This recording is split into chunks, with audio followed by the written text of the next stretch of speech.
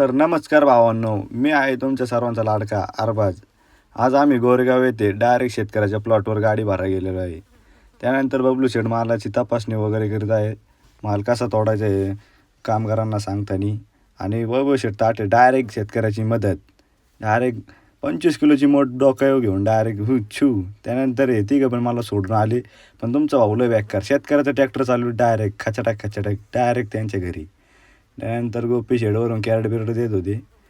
नादच नाही, आमच्या बर्फ फोडायचा काम हाती दिलं होतं, पण ते आम्ही पूर्ण केले. आणि शामण्या बा कसं बघू दे, नादच नाही ना. त्यानंतर अंधार पडला पर आम्हाला गाडी भरायला.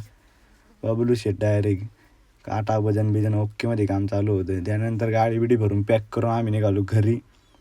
आज बबलू शेट आणि गोपी शेट दोघं बँगलोरला जाणार होते. गोपी शेट नाही आपल्यासोबत, आपण एकटा आपली गाडी भरलेली होती. डायरेक्ट पुण्याला निघालो.